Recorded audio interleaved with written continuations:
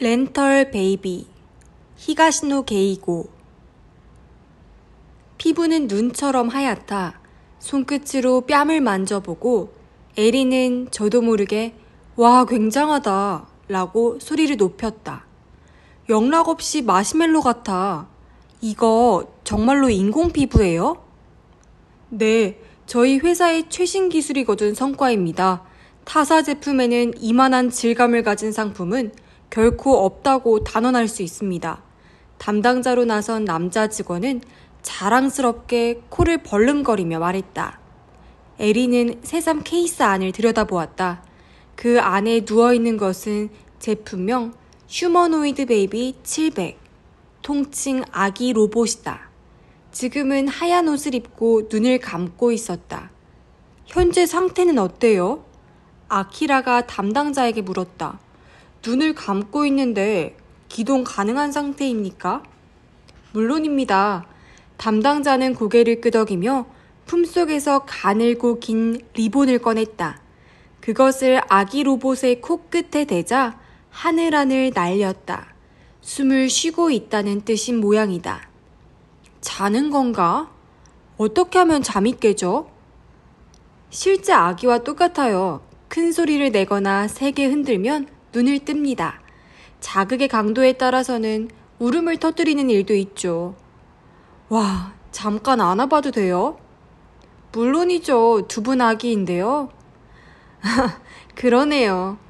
에리는 작은 로봇의 양쪽 겨드랑이를 잡아 품에 안았다. 와, 꽤 무거워요. 무게는 8.5kg, 생후 10개월 정도로 설정되었습니다. 이건 고객님의 유전자 정보에서 산출해낸 수치입니다. 담당자가 휴대 단말기에 시선을 떨구며 말했다. 잘 부탁한다, 아가야.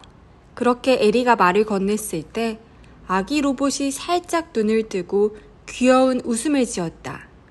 이번 여름에 에리는 장기 휴가를 어떻게 보낼 것인가에 대해 고민하고 있었다. 해외여행은 이제 실증이 났고 고향 부모님과는 영상통화로 늘 얼굴을 마주하기 때문에 굳이 귀성길에 오르고 싶은 마음도 없었다.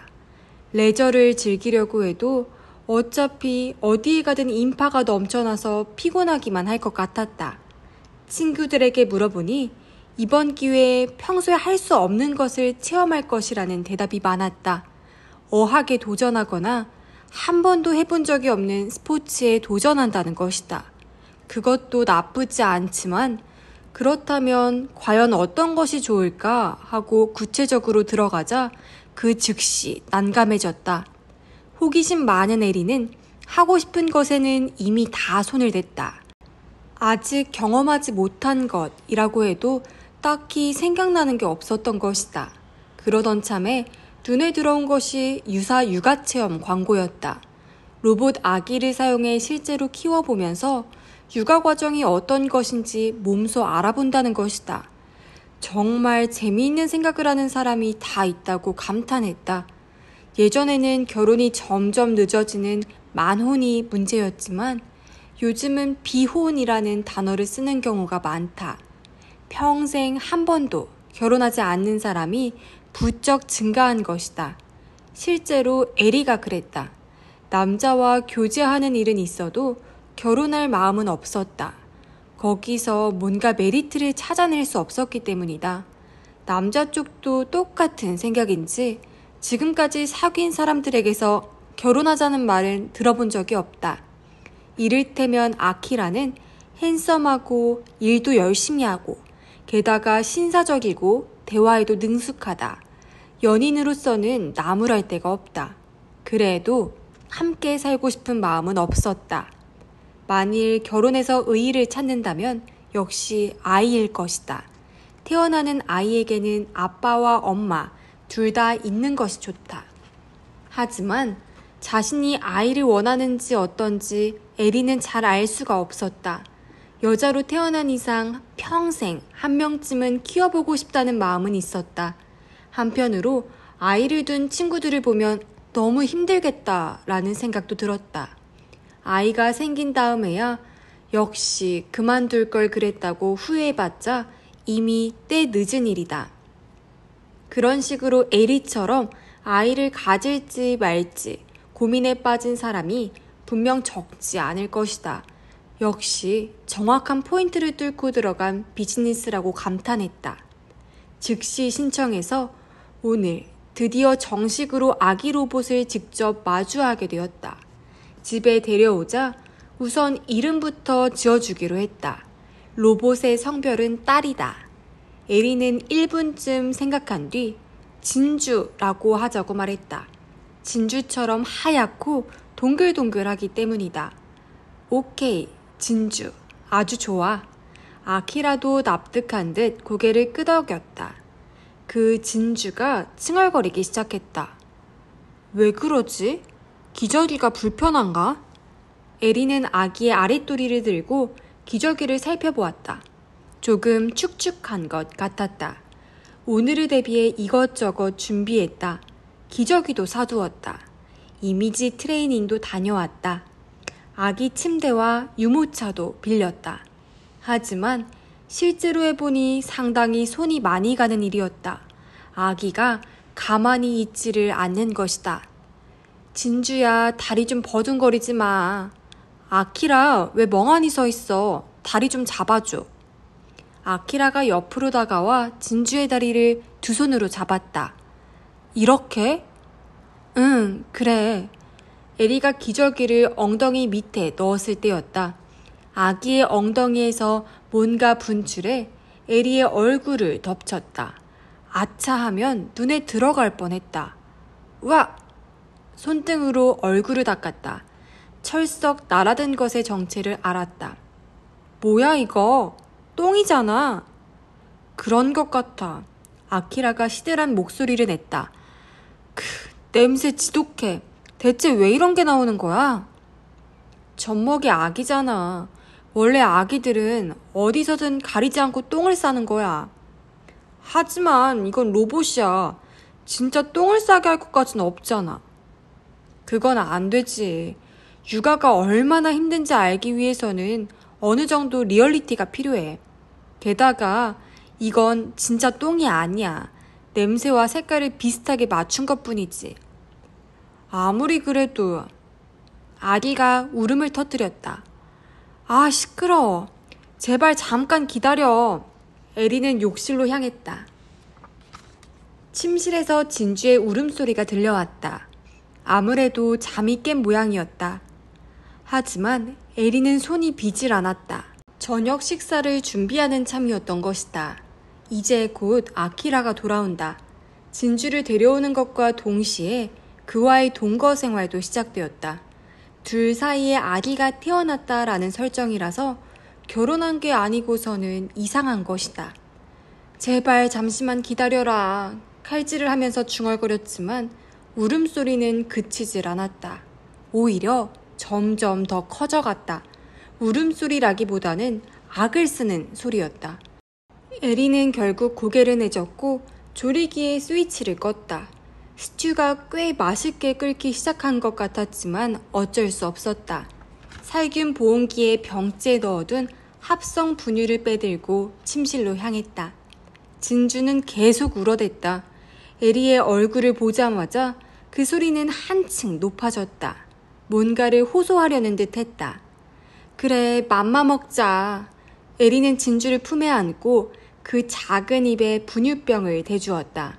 하지만 진주는 입에 물려고를 하지 않았다.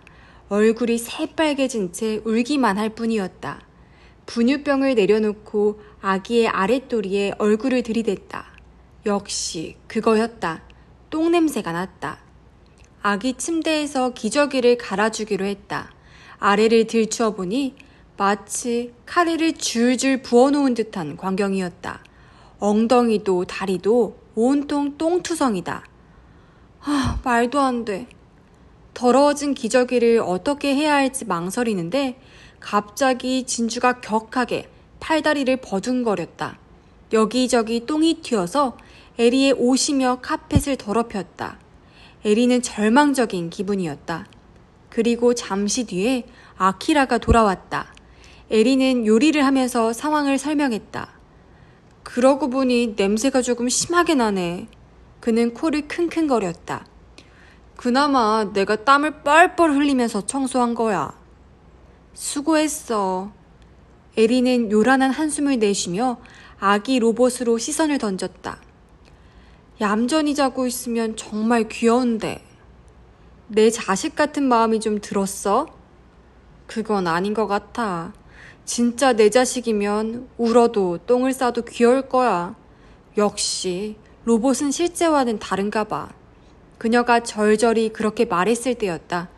진주의 얼굴이 빨개졌다. 자면서 뭔가 끙끙거리고 있었다.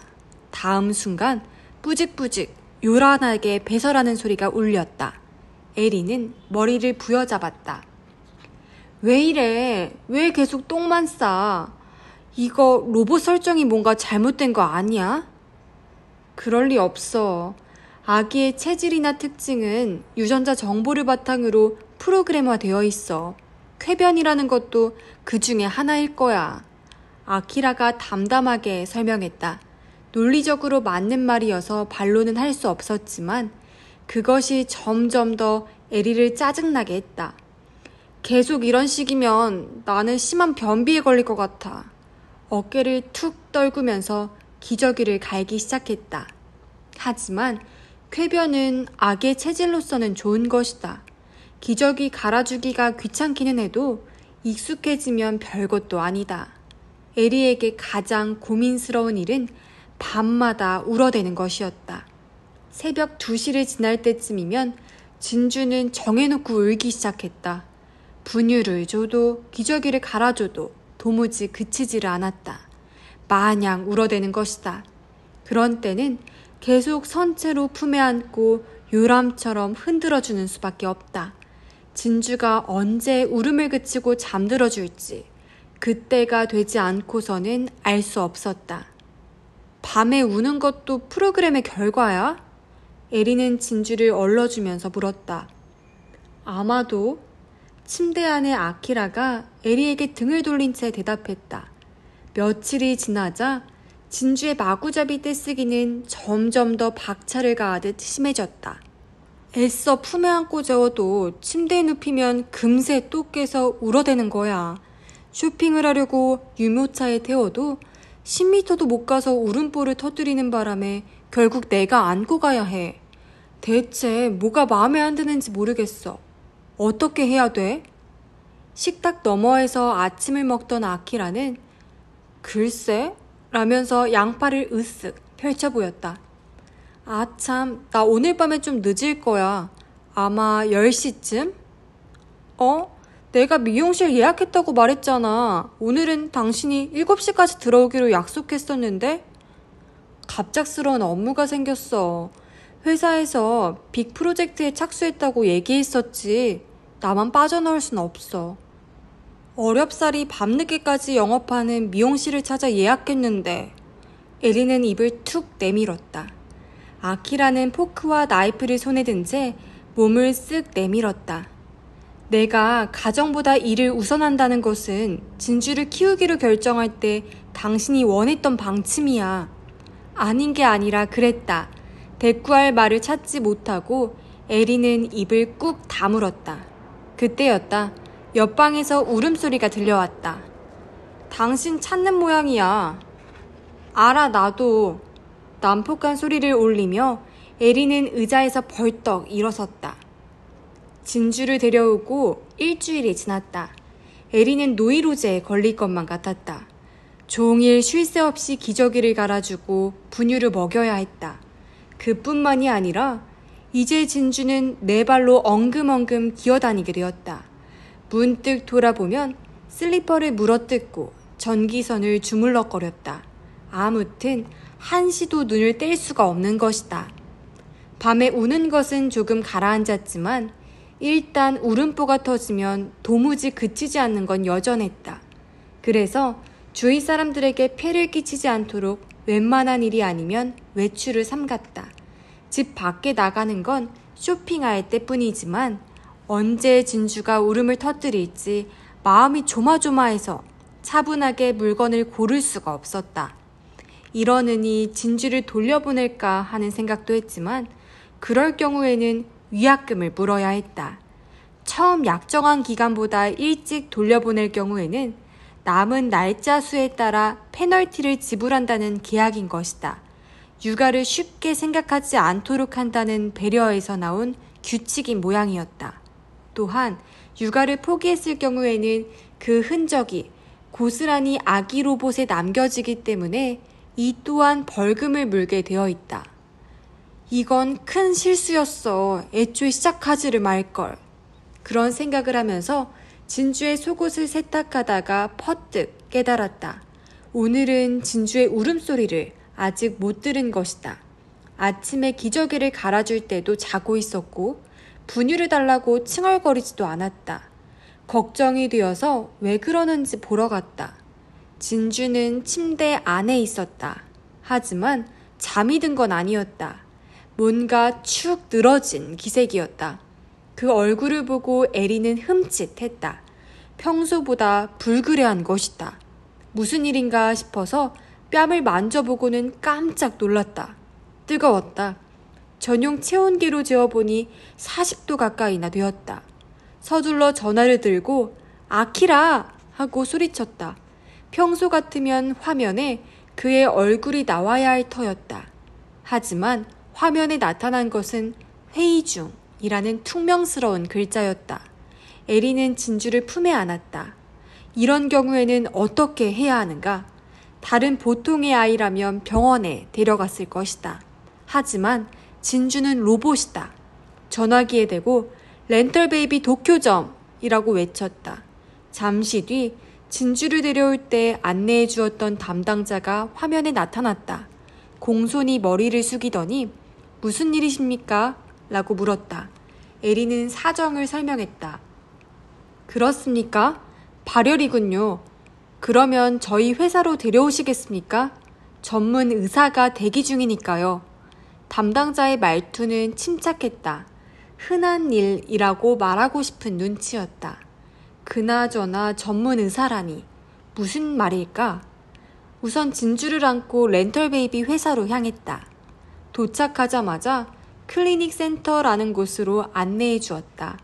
평범한 병원과 똑같이 대기실이 있고 여러 명의 엄마들이 순서를 기다렸다. 모두 어린아이를 안고 있었다. 저 사람들은 분위기를 연출하기 위해 와 있는 것 뿐입니다. 담당자가 에리의 귓가에 대고 말했다. 아기가 열이 났을 때는 한시바삐 의사에게 진찰을 받고 싶게 마련이죠. 하지만 실제 병원에서는 반드시 순서를 기다려야 합니다. 그런 때 느끼는 초조함이나 불안감에 익숙해지기 위해 실제처럼 연출한 것이죠. 맞는 말이라고 납득했다.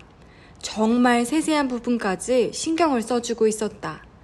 30여 분을 기다린 끝에 마침내 진찰실이라는 곳에 불려갔다. 그곳에서 기다리는 사람은 흰 의사 가운을 입은 남자였다. 간호사 차림의 여자도 있었다. 발열로 인한 가벼운 탈수 증상이군요. 걱정하실 거 없습니다. 치료용 드링크를 드릴 테니 시간 맞춰 먹여주세요. 의사 설정의 남자는 그럴싸하게 진주의 몸을 진찰한 뒤에 딱딱한 목소리로 말했다. 집에 돌아와 의사의 말대로 진주에게 드링크를 먹이기로 했다. 자꾸 뱉어내는 바람에 무척 힘들었지만 가까스로 정해진 복용량을 먹일 수 있었다. 진주는 곧바로 잠이 들었다. 그 얼굴빛이 조금 회복된 것처럼 보여서 에리는 안도했다. 그런 마음은 벌금 때문에 생긴 게 아니라는 것을 깨닫고 에리는 스스로에게 놀랐다. 어느새 진주를 건강하게 키워내야 한다는 사명감이 싹트고 있었던 것이다. 아키라는 한밤중에야 돌아왔다. 그가 외출복을 벗는 곁에서 에리는 오늘 일을 이야기했다. 그런 일이 있었어? 진짜 힘들었겠네. 당신은 연락도 안 되고 너무 답답했어. 미안해. 아무튼 오늘은 일이 너무 바빠서 말이지. 여전히 회사 일이 바쁘구나. 당신도 참 힘들겠다. 힘이 들어도 열심히 해야지. 처자식을 거느린 가장인데. 그렇게 말하고 아키라는 침대에 털썩 쓰러져 금세 코를 골기 시작했다. 그 얼굴을 보며 에리는 결혼 생활이라는 게 이런 것인가? 하고 생각했다. 다음 날도 아키라는 아침 일찍 집을 나섰다. 에리는 진주에게 드링크를 먹이고 때 맞춰 기저귀도 갈아주었다. 이상하게도 이제는 똥냄새가 그다지 거슬리지 않았다. 그리고 저녁 나절의 일이었다. 다시 드링크를 먹이려고 했을 때 침대 안의 진주가 에리를 향해 방긋 웃었다. 그리고 귀여운 목소리로 엄마라고 말하는 것이었다. 오랜만에 아키라가 휴가를 낸 덕분에 진주를 데리고 온 가족이 쇼핑을 하기로 했다. 유모차를 밀며 대형 쇼핑센터 안을 나란히 걸었다. 난생 처음 해보는 경험이었다. 평소에는 피곤하다는 말만 연발하던 아키라도 오늘은 기분이 좋은지 말수가 많아졌다. 그의 센스 있는 농담에 에리는 웃음이 터졌고 진주 앞에서는 일부러 괴상한 표정을 지어 까르르 웃게 만들기도 했다. 아동복 매장에서는 그야말로 신이 났다. 다양한 아기 옷을 진주에게 입혀보고 약간 큰 사이즈의 옷을 찾아보면서 성장할 리 없는 진주의 미래를 둘이서 이야기하기도 했다. 결혼도 그리 나쁘지 않은지 모른다 라고 에리는 생각하기 시작했다. 결혼해서 아이를 낳고 평범한 주부로 하루하루를 보낸다. 그 즐거움을 지금까지는 상상도 못했었지만 이렇게 유사 육아 체험을 하고 보니 조금쯤 알 것 같은 느낌이 든 것이다. 아키라가 전화를 받은 것은 장난감 매장에 들어서려던 때였다. 휴대전화를 귀에 댄 그의 얼굴이 점점 심각해지는 것을 에리는 보았다. 이거 큰일이네. 통화를 마치고 아키라가 말했다. 트러블이 생겼어. 지금 즉시 회사에 가봐야 할 것 같아. 그래? 오늘은 외식할 줄 알았는데. 아키라는 얼굴 앞에서 두 손을 맞댔다. 미안해. 이번에 못한 외식 다음에 더 좋은 곳에서 꼭 하자. 어쩔 수 없지. 그래도 오늘은 지금까지 재미있게 놀아줬으니까 용서해 줄게. 고마워. 그럼 진주 잘 부탁한다. 진주야, 말 잘 들어야 해. 엄마 힘들게 하지 말고. 아키라는 유모차 안에도 한마디 건넨 뒤에 빠른 걸음으로 멀어져 갔다. 어쩔 수 없다고 마음을 돌리고 에리는 유모차를 밀며 장난감 매장으로 갔다. 진주에게는 어떤 장난감이 좋을까? 너무 어려서 아직 게임 같은 건 못할 텐데. 여점원이 눈에 띄어서 상의해보기로 했다. 이 정도 아기라면 요즘은 홀로그램 점토를 구입하시는 분이 많아요. 젊은 점원이 대답했다. 홀로그램 점토? 네, 이쪽에 있습니다. 그녀가 보여준 것은 입체 영상을 만들어내는 작은 패널이었다. 허공에 떠있는 점토 영상을 손으로 만지자 자유자재로 형태가 바뀌었다. 아기의 성장에 맞춰 점토의 단단한 정도를 조절하는 것도 가능합니다. 와, 재밌겠네요. 하지만 가격을 듣고는 눈이 휘둥그레졌다. 갓난아이에게 이런 걸 사주는 건가? 적어도 렌털 베이비를 위해 이런 비싼 장난감을 사준다는 건 생각할 수 없었다. 하지만 실제 내 자식이라면 어떨까? 어쩌면 사줄지도 모른다는 생각이 들었다. 점원에게 고맙다는 인사를 하고 홀로그램 점토를 돌려주었다. 그리고 뒤돌아선 순간 에리는 헉 숨을 삼켰다. 유모차가 사라지고 없었다. 주위를 둘러봤지만 어디에도 없었다. 진주야! 이름을 부르며 매장 밖으로 달려갔다. 비슷한 유모차가 눈에 들어와서 급히 달려가 보았지만 그 옆에 엄마인 듯한 여자가 있었다. 아기도 진주가 아니었다. 어디로 간 것인가? 유모차는 전동식이지만 마음대로 움직였을 리 없다. 누군가 일부러 끌고 갔다고 생각할 수밖에 없었다. 아키라에게 전화를 걸었다. 하지만 화면에 표시된 것은 이번에도 회의 중이라는 글자였다. 혀를 차면서 전화를 끊었다. 이렇게 되면 경찰에 연락할 수밖에 없다라고 생각한 참에 머릿속에 떠오른 것이 있었다. 진주를 데려올 때 담당자에게서 들은 이야기다. 렌털 베이비를 도둑맞거나 누군가 망가뜨렸을 경우에는 신속히 저희 회사로 연락해 주십시오. 저희 쪽에서 경찰에 도난이나 기물파손의 피해 신고를 할 테니까요. 그렇다. 이건 유괴 사건이 아니다. 어린아이가 납치된 것이 아니라 기계를 도둑맞은 것이다. 아니, 현 시점에서는 도둑맞은 것인지 아닌지도 확실하지 않다. 그렇다면 이런 경우에는 분실 신고에 들어가는 걸까? 에리는 전화기를 가방에 넣어버렸다. 그런 수속 따위 아무려나 상관없다. 어찌됐든 진주부터 찾아야 한다. 도난이 됐든 분실이 됐든 사람 목숨이 걸린 일이 아니니 경찰은 아마 적극적으로 움직여주지 않을 터였다. 그녀는 달렸다. 길 가는 사람을 붙잡고 유모차를 못 보았느냐고 물어보았다. 대부분의 사람들은 친절하게 그러고 보니 라면서 애써 기억을 더듬어 주었다. 하지만 아이를 잘 낳지 않는 시대라고 해도 유모차는 곳곳에서 눈에 띈다. 못 봤다는 사람이 더 적은 것이다.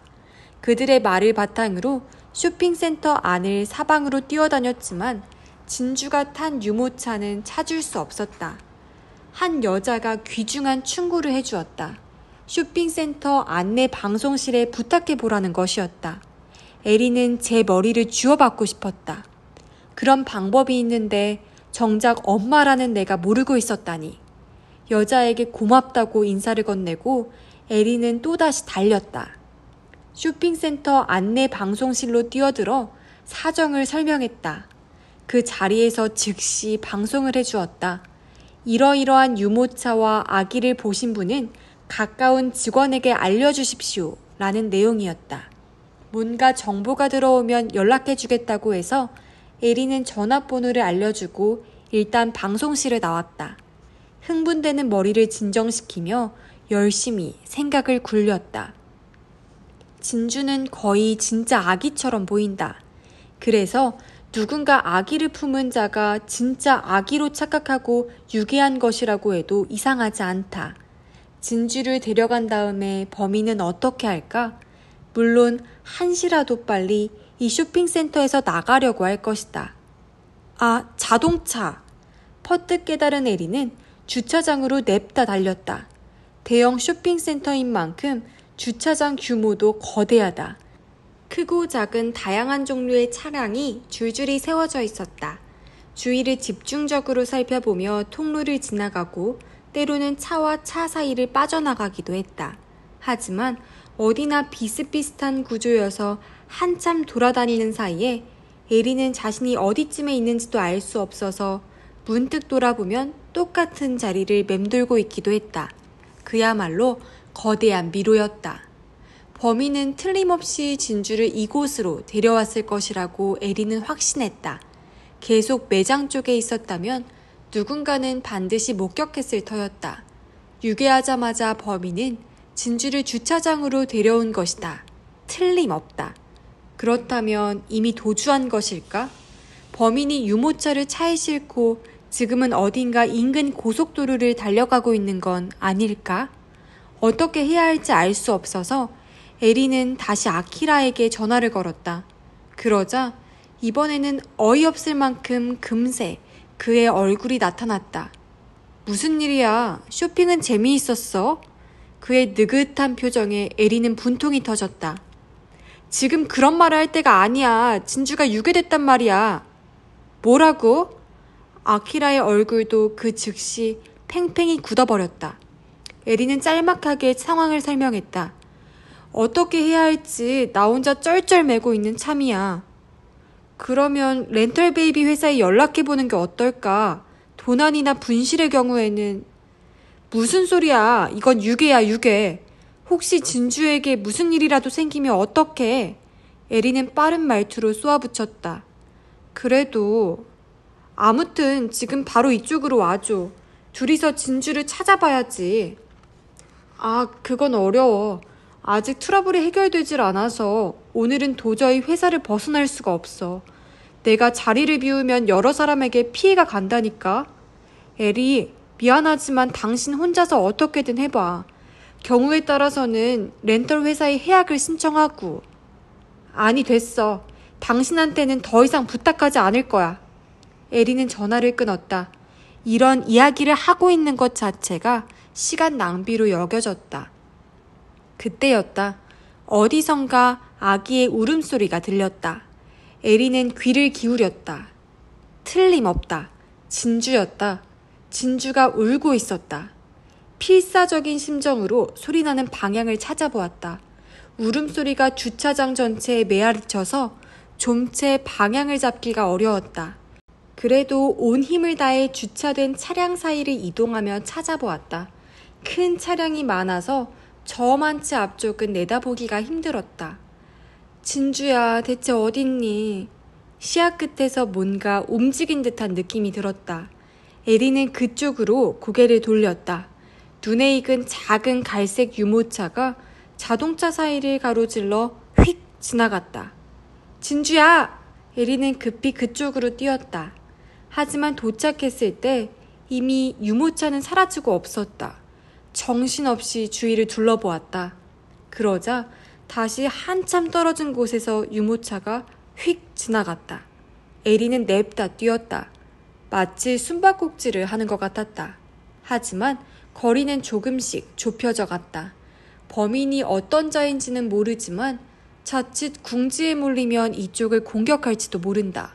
그래도 에리는 물러서지 않을 각오가 되어 있었다. 진주를 되찾기 위해서라면 세상 그 무엇도 무서울 게 없었다. 마침내 범위가 좁혀졌다. 차량 몇 대의 뒤쪽 어딘가에 범인은 진주와 함께 숨어있을 터였다. 그 증거로 이제는 바로 가까이에서 울음소리가 들렸다. 숨어봤자 소용없어. 에리는 모습을 드러내지 않는 범인을 향해 말했다. 그만 포기하고 어서 나와. 내 아이를 돌려달라고. 다리가 벌벌 떨렸다. 이윽고 몇 미터 떨어진 차량 틈새로 유모차가 눈에 들어왔다. 에리는 몸을 긴장시켰다. 유모차를 밀면서 범인도 드디어 모습을 드러낼 거라고 생각했기 때문이다. 그런데 범인의 모습은 없었다. 유모차만 움직이고 있는 것이다. 어떻게 된 거지? 에리가 어리둥절해서 멀뚱히 서버린 순간 유모차가 빙글 방향을 바꾸었다. 게다가 맹렬히 내달리기 시작했다. 대체 뭐야? 잠깐만. 그녀는 온 힘을 다해 그 뒤를 뒤쫓아갔다. 주차장 통로를 유모차는 계속 직진했다. 속도를 늦출 기미조차 없었다. 그대로 가다가는 벽에 부딪히고 만다. 처참한 전경이 에리의 머릿속에 떠올랐다. 벽과 충돌하기 직전에 가까스로 에리의 손이 유모차 핸들을 붙잡았다. 그녀는 전동 모터의 전원을 끄고 자신의 발로 브레이크를 밟았다. 구두가 바닥에 지 끌렸다. 정신을 차렸을 때 유모차는 멈춰 있었다. 벽까지의 거리는 겨우 2미터였다. 에리는 흐느흐느 몸을 일으켜 유모차 안을 들여다보았다. 진주는 울음을 그친 상태였다. 에리의 얼굴을 보더니 엄마! 하고 웃었다. 에리는 진주를 끌어안고 엉엉 소리내어 울었다. 정말 죄송합니다. 렌털베이비 도쿄점 담당자가 깊숙이 머리를 숙이고 사과했다. 대체 어떻게 된 거예요?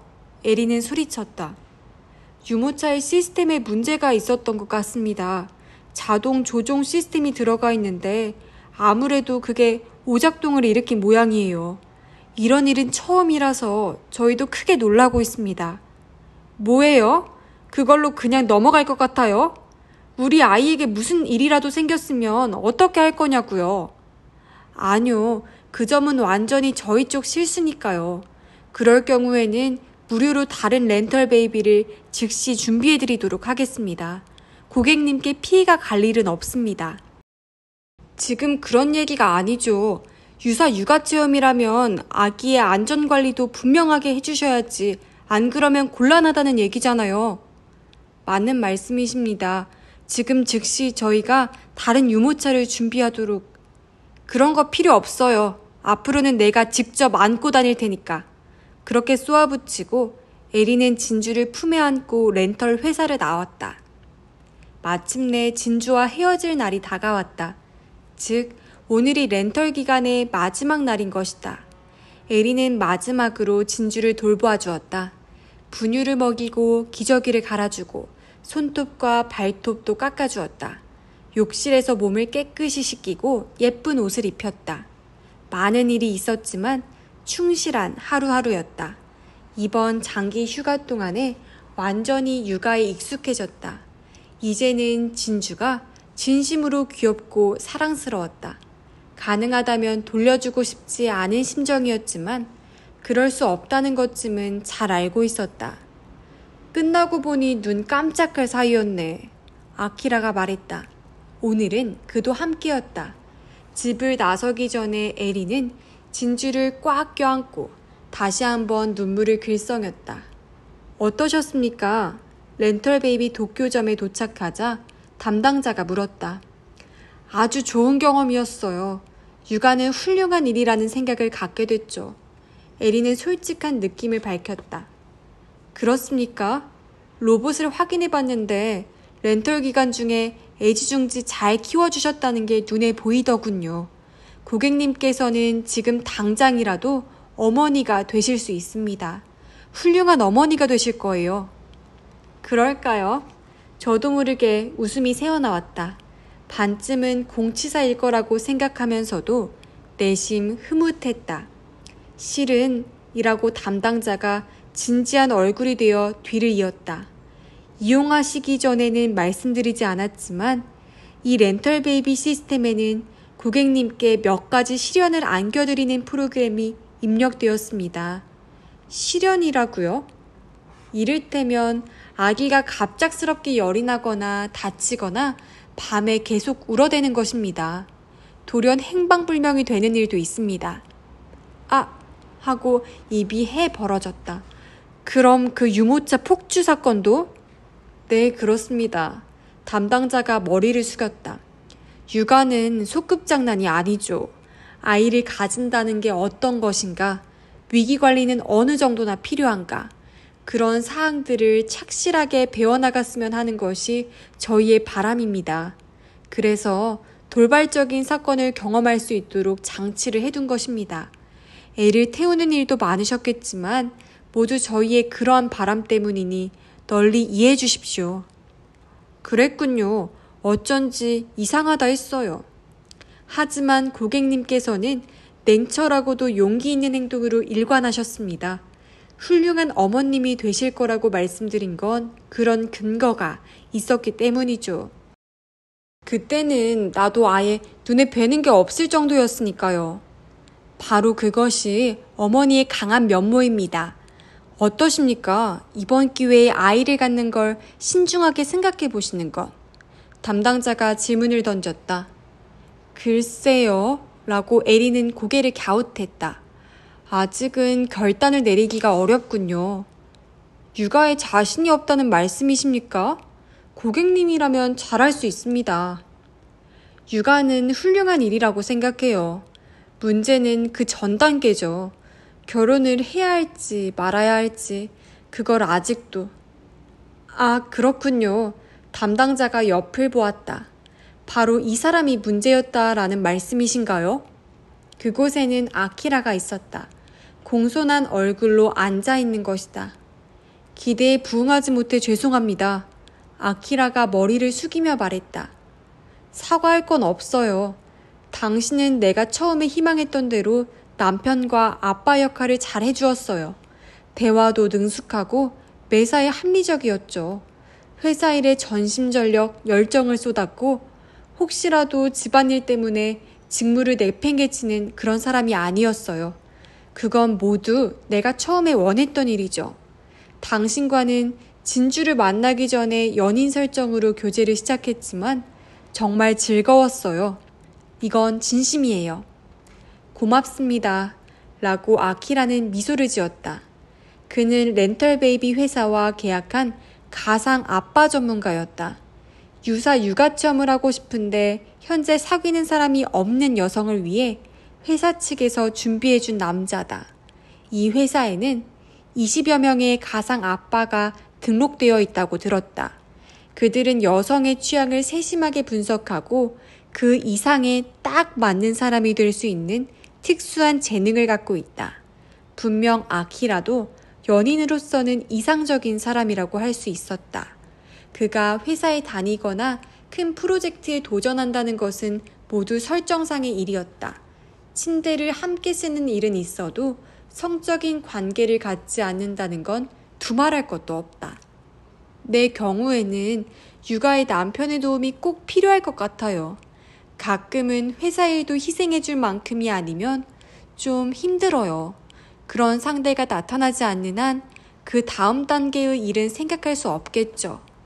에리의 말에 담당자는 고개를 끄덕였다. 옆에서 아키라도 똑같이 고개를 끄덕였다. 물론 그가 아키라라는 이름을 사용하는 것도 오늘이 마지막일 것이다. 그렇게 에리의 여름 한철의 체험은 끝이 났다. 내일부터는 다시 회사 일로 돌아간다. 집에 도착하자 친구에게서 전화가 왔다. 그녀는 스페이스 셔틀을 이용해 30분 동안의 우주여행을 하고 돌아온 길이라고 했다. 무중력 체험 말이지.